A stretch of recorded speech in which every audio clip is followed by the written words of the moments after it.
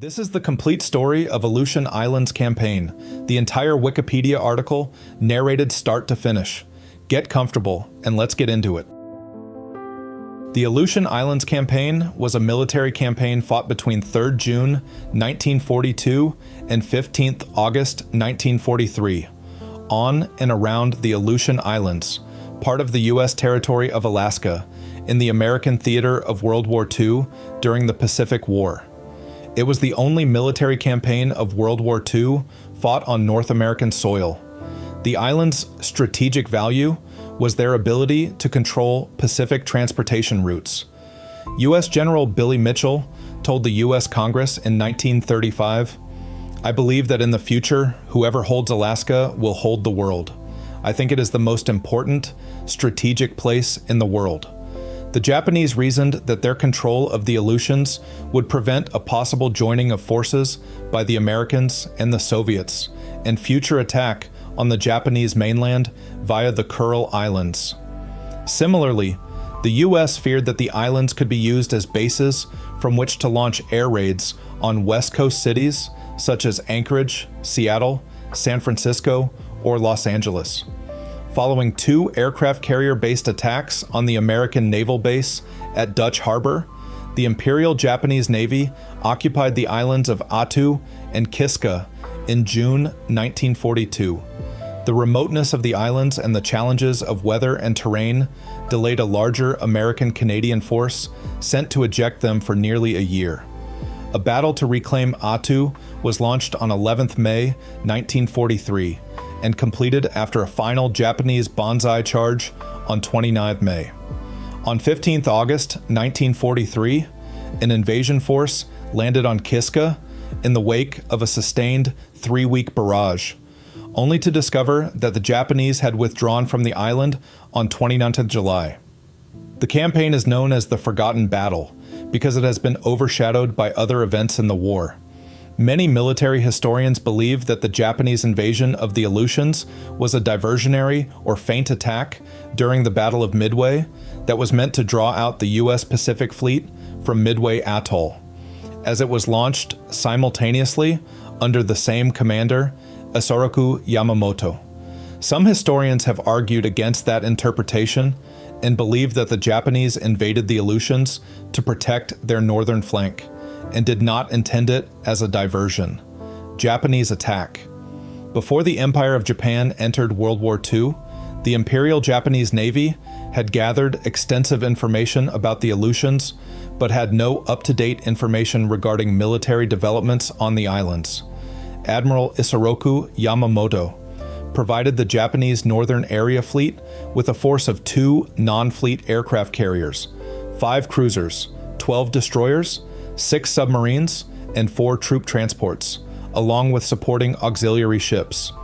With that force, Hasogaya was to launch an air attack against Dutch Harbor, then follow with an amphibious attack upon Attu Island, 480 miles, 770 kilometers, to the west. Hasogaya was instructed to destroy whatever American forces and facilities were found on Attu, but the Japanese did not know the island was undefended. Hasogaya's troops were to return to their ships and become a reserve for 2 additional landings. The first on Kiska, 240 miles, 390 kilometers, west of Attu. The other on the Aleutians' westernmost island, Attu, 180 miles, 290 kilometers, west from Kiska. Because the Office of Naval Intelligence had broken the Japanese naval codes, Admiral Chester Nimitz learned by May 1942 of Yamamoto's plans, including the Aleutian invasion, the strength of both Yamamoto's and Hasogaya's fleets, and Hasogaya's plan to attack the Aleutians on 1st June or shortly thereafter. As of 1st June, the U.S. military strength in Alaska stood at 45,000 men, with about 13,000 at Cold Bay, Fort Randall, on the tip of the Alaska Peninsula, and at 2 Aleutian bases, Dutch Harbor on Unalaska Island, 200 miles, 320 kilometers, west of Cold Bay, and the recently built Fort Glenn Army Air Base on the island of Umnak, 70 miles, 110 kilometers, west of Dutch Harbor. Army strength, less Air Force personnel, at those three bases totaled no more than 2,300, composed mainly of infantry, field, and anti-aircraft artillery troops, and a large construction engineer contingent, which was used in the construction of bases. The Army Air Force's 11th Air Force consisted of 10 B-17 Flying Fortress heavy bombers and 34 B-18 Bolo medium bombers at Elmendorf Airfield, and 95 P-40 Warhawk fighters divided between Fort Randall and Fort Glenn. The forward headquarters was set up at Fort Geely, while the rear units were stationed at Fort Richardson. The naval commander was Rear Admiral Robert A. Theobald, commanding Task Force 8 afloat, who as Commander North Pacific Force, COM NORPAC, reported to Nimitz in Hawaii. Task Force 8 consisted of 5 cruisers, 13 destroyers, 3 tankers, 6 submarines, as well as naval aviation elements of Fleet Air Wing 4. When the first signs of a possible Japanese attack on the Aleutians were known, the 11th Air Force was ordered to send out reconnaissance aircraft to locate the Japanese fleet, reported heading toward Dutch Harbor, and attack it with bombers, concentrating on sinking Hosogaya's 2 aircraft carriers. Once the enemy planes were removed, Naval Task Force 8 would engage the enemy fleet and destroy it. On the afternoon of 2nd June, a naval patrol plane spotted the approaching Japanese fleet, reporting its location as 800 nautical miles, 1,500 kilometers, 920 miles, southwest of Dutch Harbor. 11th Air Force was placed on full alert. Shortly thereafter, bad weather set in, and no further sightings of the fleet were made that day. Before the attack on Dutch Harbor, the Army's 4th Infantry Regiment, under command of Colonel Percy E. Listorgen, was established at Fort Richardson. Listorgen had previously designed a layout of base facilities, such as isolation of weapons and munitions depots, to protect against enemy attack on Dutch Harbor. According to Japanese intelligence, the nearest field for land-based American aircraft was at Fort Morrow Army Airfield on Kodiak, more than 600 miles, 970 kilometers, away. And Dutch Harbor was a sitting duck for the strong Japanese fleet, carrying out a coordinated operation with a fleet that was to capture Midway Island. Making use of weather cover, the Japanese made a 2-day aerial bombing of continental North America for the first time in history.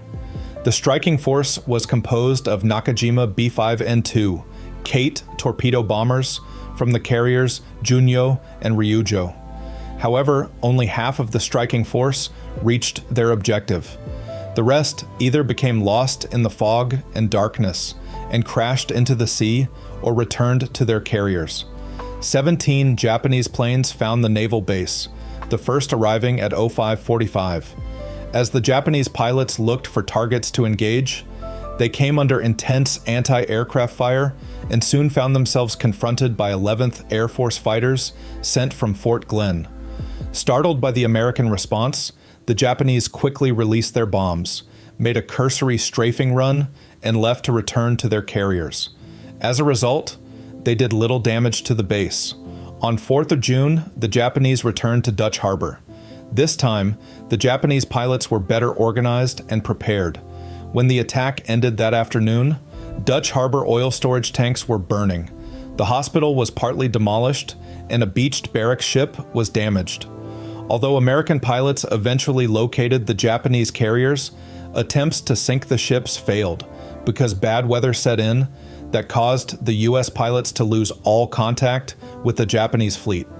However, the weather caused the Japanese to cancel plans to invade Adak with 1,200 men. Invasion of Kiska and Attu.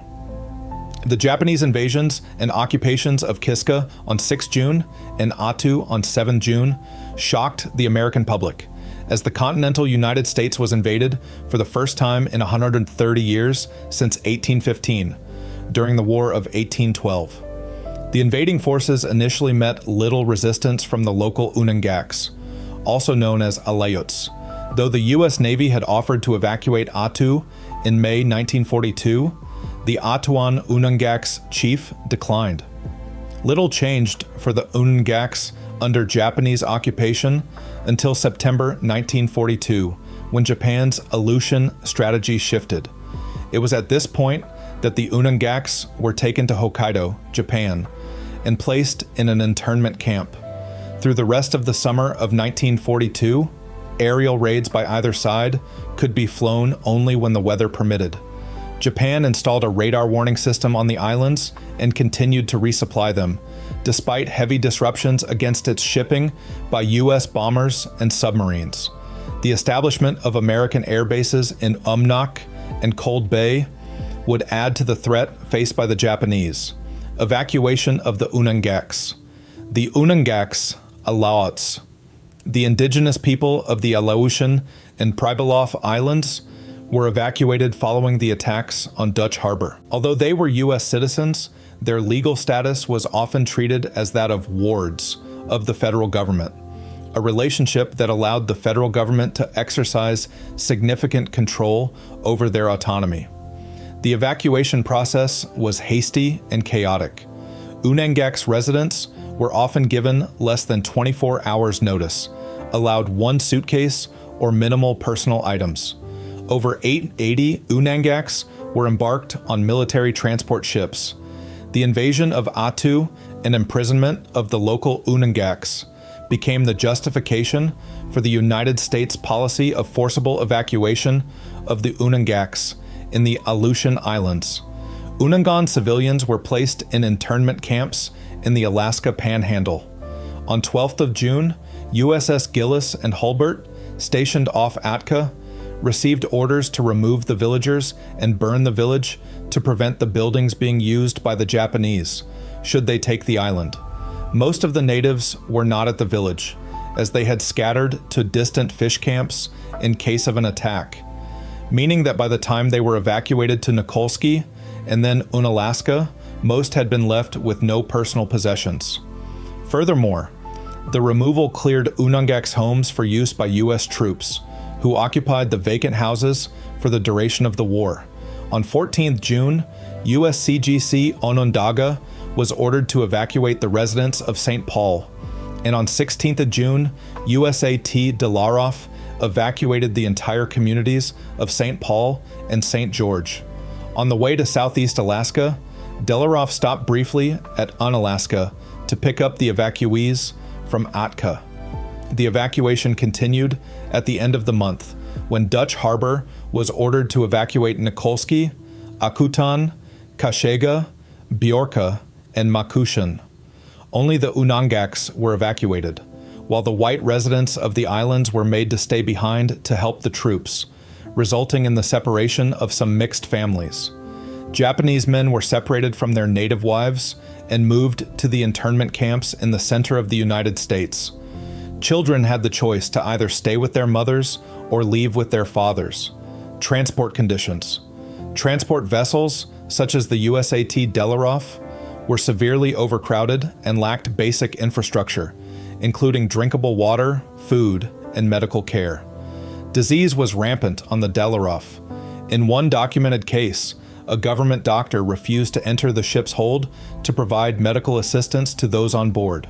During the trip, Haratina Kochiden gave birth under these conditions and without assistance. Her newborn daughter, Della, died 3 days later. Internment. Arrangements were hastily made to accommodate the Unangax in the Alaska Panhandle, as they were already en route, and they were eventually interned across a handful of locations. Conditions were poor and lacked the sufficient infrastructure to house the internees. About 10% of the interned population perished before resettlement after the war. Japanese forces transported some Attuan captives to Otaru, Hokkaido, where they were held as prisoners of war for the remainder of the war. Approximately 40% of the Attuan prisoners died in captivity due to starvation and malnutrition. Funter Bay Cannery. The villagers of St. Paul spent most of World War II at the Tlingit Packing Company cannery at Funter Bay. The cannery had previously ceased operation in 1931 and had been used as storage before being acquired by P.E. Harris Co. in 1941. By 1942, the buildings had fallen into disrepair, with only a caretaker and his wife living on site, when the owners struck a deal with the U.S. government on the June 16th to lease the property for $60 per month. And on June 24th, the entire native population of St. George and St. Paul arrived at Funter Bay. The following day, villagers of St. George were shifted to the mine site about 1 mile away. The villagers were left to their own devices to make the place livable, building beds and repairing the decaying buildings at the site. Water was often in short supply and contaminated, and the cabins, which had not been intended for winter occupation, lacked good insulation or heating. Funter Bay Mine. Across the bay from the cannery, the villagers of St. George were housed in the shoreside camp of the former Admiralty, Alaska gold mine. By June 1942, the mine had been out of production for more than 15 years, and only the on-site caretaker, Rado Pekovic, and one other person lived at the site. Eventually, the mine was leased to the government for $1 per year to house the villagers. The mining camp facilities were not adequate to house the number of villagers due to electrical hazards. Poisonous chemicals left from the mining activities, and only 2 outhouses for the entire population. Like for the cannery, health and sanitation were chronic problems. Killisnoo herring plant. About 50 miles, 80 kilometers south of Funter Bay, was the derelict Killisnoo herring plant. Operations there began in the 1870s. In 1928, almost all of the housing burnt down, leaving only the industrial plant and a few nearby buildings. By the 1930 census, the population had plummeted to only 3 people from around 300 before the fire. When the villagers of Attu arrived here around 25th of June 1942, the available buildings included 3 houses, 5 cabins, a bunkhouse, a warehouse, a machine shop, a shed, and a store. Most of the buildings were unheated, not built for winter occupation, and the villagers had been unable to bring any luggage. The villagers were left there with some bedding and 4 days' worth of food, and received little federal attention thereafter, and were largely left to fend for themselves. Like at the other camps, Killisnoo suffered from poor water sources, poor sanitation, lack of plumbing, and inadequate tools. Of the 83 villagers resettled at Killisnoo, 17 died during the war due to the conditions of the camp. Wrangell Institute. The residents of Nikolski, Akutan, Unalaska, Makushin, and Kashega were taken to a tent city that was quickly erected on the grounds of the Wrangell Institute, a boarding school set up by the Bureau of Indian Affairs in 1932, a few miles south of the town of Wrangell, while more permanent accommodation was made ready. After the villagers were sent to the other camps, the children were sent to the institute for schooling. The first villagers arrived on July 13th, consisting of 41 people from Akutan, 18 from Bjorka, 20 from Kashega, 8 from Makushin, 72 from Nikolski, and 1 from Unalaska. The remainder of the Unalaskans arrived there in the following weeks. However, sources differ on the date and the number of arrivals. The villagers were moved on and the camp was dismantled by early September. Burnett Inlet Cannery. The 111 villagers from Unalaska were eventually settled at the cannery at the mouth of Burnett Inlet, located on the west side of Attu Island, after a deal was struck with the owners in late August 1942. The cannery was built in 1912 and had burned down in 1940, with the loss of many of the buildings. When the evacuees arrived, they found 11 cabins and a bunkhouse still standing but in a dilapidated state, with a row of small cabins hastily constructed among the burned-out ruins of the rest of the side. This was the most isolated of the evacuation sites, and even though it suffered from overcrowding, lack of transportation, limited water, no bathhouse, and 1 single outhouse for the entire community, it had the lowest mortality rate of the relocation camps. In the spring of 1944, 46 villagers from Bjorka, Kashega, and Makushin were moved to Burnett Inlet from the Ward Lake camp due to the overcrowding of that facility. Ward Lake CCC Camp. Ward Lake is about 10 miles, 16 kilometers, northwest of Ketchikan. Starting in the 1920s, after the construction of a section of the Tongass Highway between Ward Lake and Ketchikan, allowed a commercial bus service between the 2 points, and recreational facilities started being built in the area. In 1933, the Civilian Conservation Corps, CCC, was established to provide work and training to the unemployed during the Great Depression and to advance nationwide conservation programs.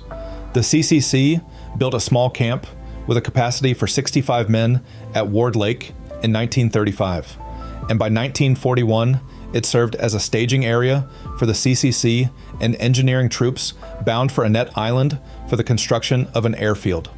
The CCC had ceased to exist in 1942, and the Unangax villagers were moved into the recently emptied camp. 163 villagers were moved to the camp, which was well above the capacity that it was built for, and new buildings were quickly built. None of the cabins had running water, and the entire community had to share one privy, and the camp suffered from lack of medical services, poor sanitation, and disease, leading to a high mortality of 18%. Unlike the other camps, the villagers had easy access to nearby Ketchikan by road through the commercial bus service, and while this allowed the villagers to look for employment, it caused some friction with the community, forced labor. The internment experience differed significantly across Unangax communities.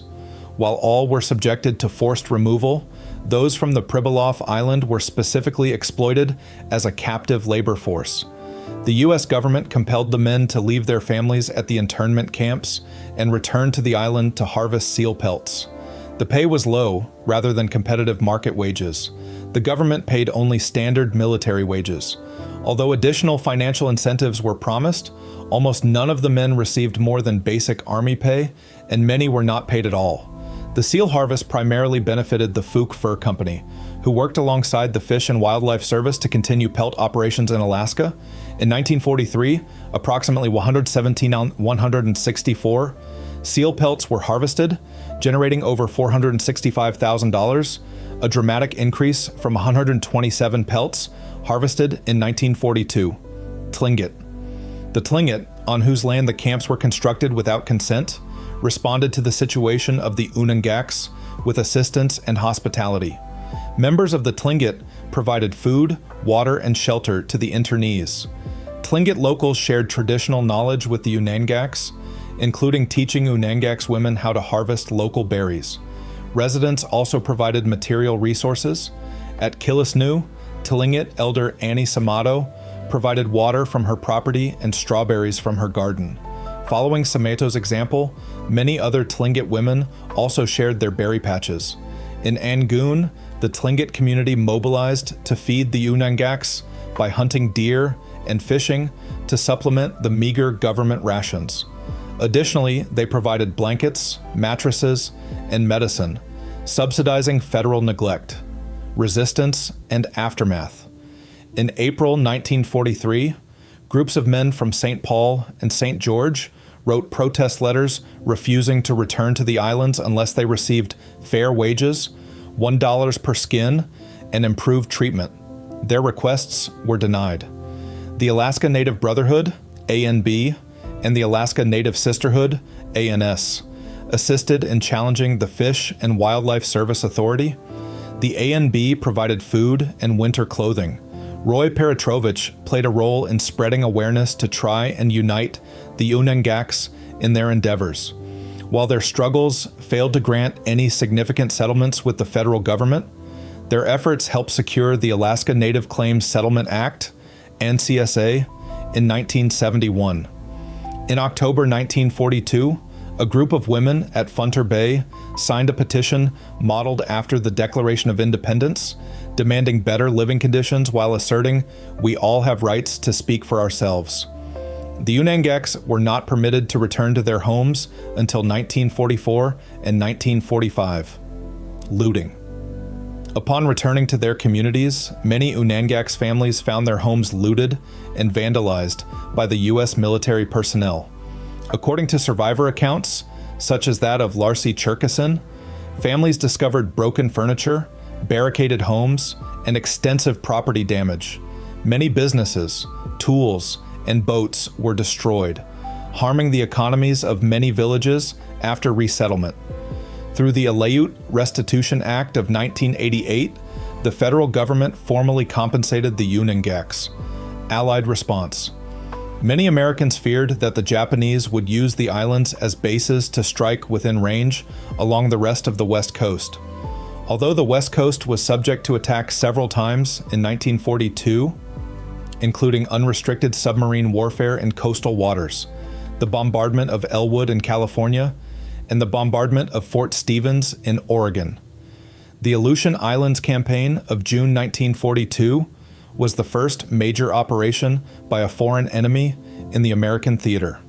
Lieutenant Paul Bishop of the 28th Bombardment Group recalled General Simon B. Buckner, Jr. of the Alaska Defense Command said to us that the Japanese would have the opportunity to set up air bases in the Aleutians, making coastal cities like Anchorage, Seattle, and San Francisco vulnerable within range to attack by their bombers. The fear of that scenario was real at the time because the Japanese were nearly invincible and ruthless in Asia and the Pacific. We knew that they bombed China relentlessly and by surprise on Pearl Harbor, so we had to make sure it wouldn't happen here in the continental US, similar to what the Germans did over London and Coventry. Lieutenant Bob Brocklehurst of the 18th Fighter Squadron stated, "The impression we were given, and this was voiced oral stuff, was that we had nothing to stop the Japanese. Our commanding officers figured that the Japanese, if they wanted to, could have come up the Aleutians, taken Anchorage, and come down past down Vancouver to Seattle, Washington." On 31st August 1942, American forces occupied Attu Island after scouting it 2 days earlier. It was considered a hostile environment to build an air base due to weather conditions. To keep the Japanese on Kiska occupied, missions were flown there by bombers from the 11th Air Force.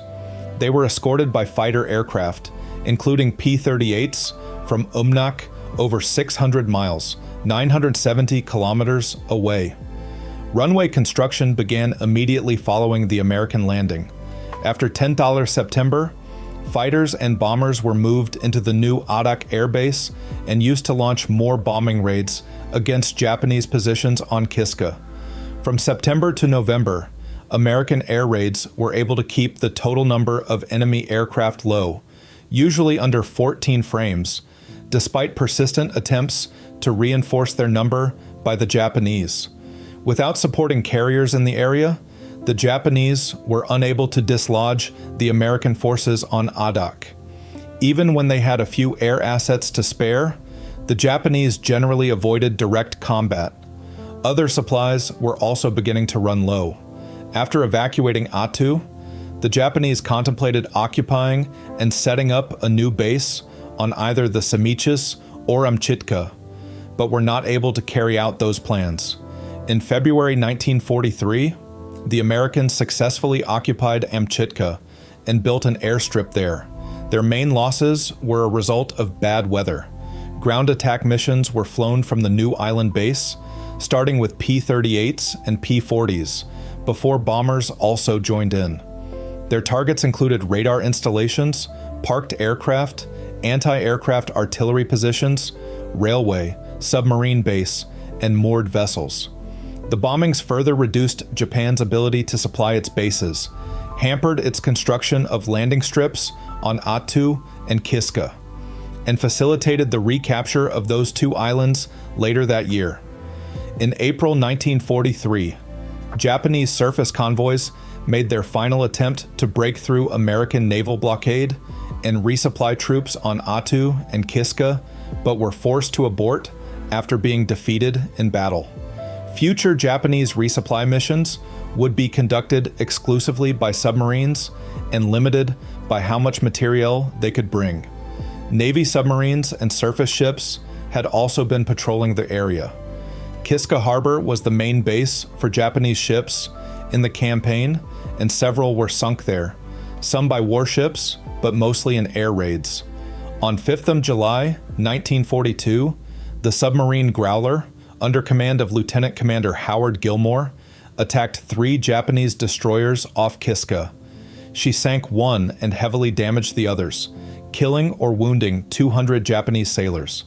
10 days later, Grunion was attacked by 3 Japanese submarine chasers in Kiska Harbor, with 2 of the patrol craft sunk and 1 other damaged.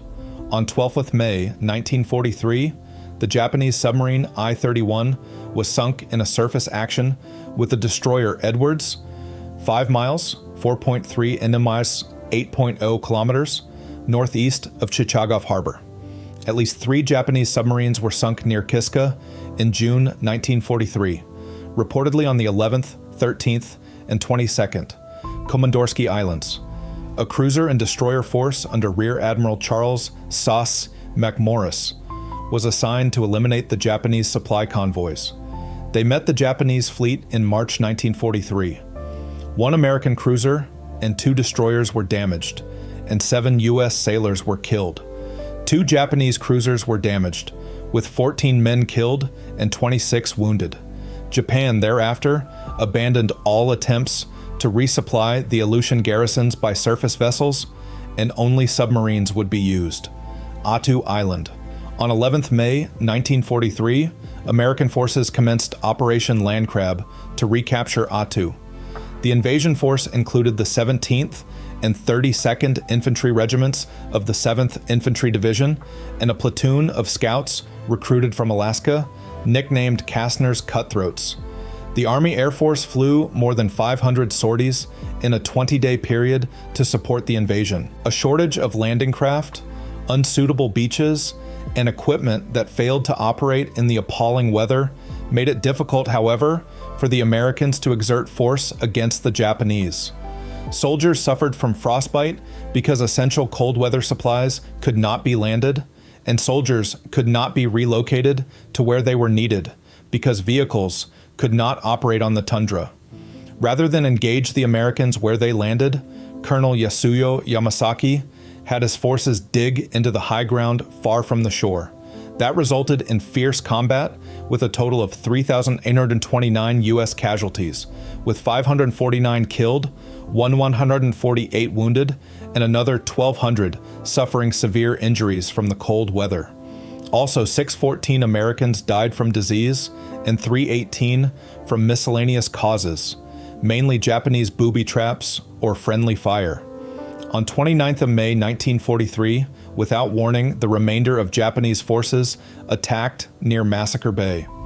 Recorded as one of the largest banzai charges of the Pacific Campaign, Yamasaki penetrated so deep into U.S. lines that Japanese soldiers encountered rear echelon units of the Americans. After furious, brutal, often hand-to-hand combat, the Japanese force was virtually exterminated. Only 28 Japanese soldiers were taken prisoner. None of them were officers.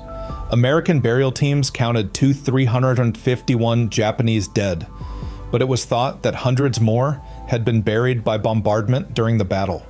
With its loss of Attu to U.S. forces, Japan was deprived of its only remaining airstrip in the Aleutians, a disadvantage that it could not compensate for because Japanese aviation units were entirely ground-based.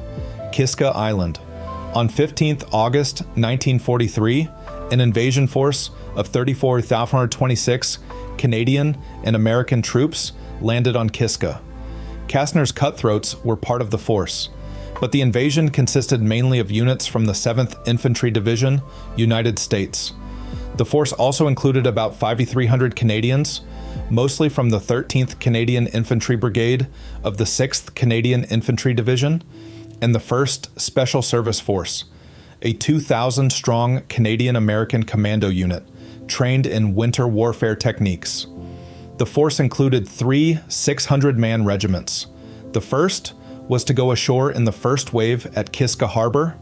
The second was to be held in reserve to parachute where needed, and the third was to land on the north side of Kiska on the second day of the assault. The U.S. 87th Regiment of the 10th Mountain Division, the only major U.S. force specifically trained for mountain warfare, was also part of the operation. Royal Canadian Air Force Nose 111 and 14 squadrons saw active service in the Aleutian skies and scored at least one aerial kill on a Japanese aircraft. Additionally, 3 Canadian armed merchant cruisers and 2 corvettes served in the Aleutian campaign but did not encounter enemy forces. It is likely that the main Japanese forces left Kiska on the night of 28th July when its radio became silent. During the subsequent 2 weeks, the U.S. Army Air Force and the U.S. Navy bombed and shelled the abandoned positions. The day before the withdrawal, the U.S. Navy fought an inconclusive and possibly meaningless Battle of the Pips, 80 miles, 70 nm, 130 kilometers to the west. The Allied invasion forces encountered no opposition on 15th and August, but their total casualties would in the end number 313 due to friendly fire, vehicle accidents, Japanese booby traps and explosives, disease and frostbite. Like Attu, Kiska offered an extremely hostile environment. Aftermath. The loyal courage, vigorous energy, and determined fortitude of our armed forces in Alaska, on land, in the air, and on the water have turned back the tide of Japanese invasion, ejected the enemy from our shores, and made a fortress of our last frontier. But this is only the beginning. We have opened the road to Tokyo, the shortest, most direct, and most devastating to our enemies. May we soon travel that road to victory.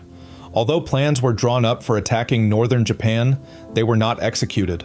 Over 1,500 sorties were flown against the Kuriles before the end of the war, including the Japanese base of Paramushir, which diverted 500 Japanese planes and 41,000 ground troops.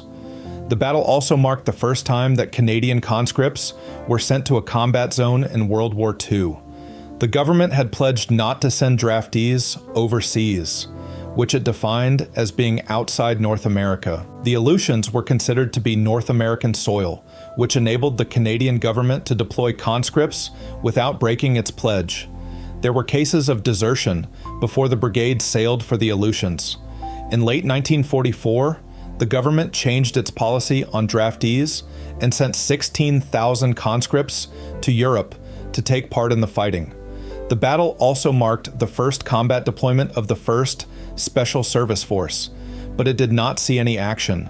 In the summer of 1942, the Americans recovered the Akutan Zero, an almost intact Mitsubishi A6M2 Zero fighter, which enabled the Americans to test fly the Zero and contributed to improved fighter tactics later in the war.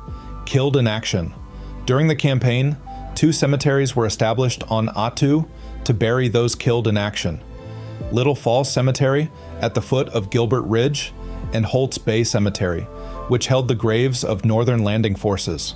After the war, the tundra began to take back the cemeteries, and so in 1946, all American remains were relocated as directed by the soldiers' families, or to Fort Richardson near Anchorage, Alaska.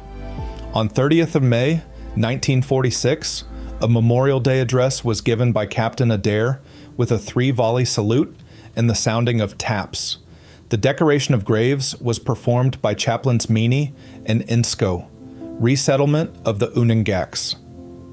In the spring of 1944, the surviving residents of the Pribilofs were allowed to return home, while the remaining villagers were moved back in the spring of 1945, and the camps were dismantled. The villagers of St. Paul and St. George were returned to their islands and were able to largely resume life as before, while the residents of Nikolski were able to return to their village and resume life as before. The other villagers were not so lucky. Attu Island had a military base and airstrip built close to the village, which made it a target for the Japanese during the war, and when the villagers returned, the village was destroyed. The residents of Unalaska returned to a profoundly changed village with a large number of military installations.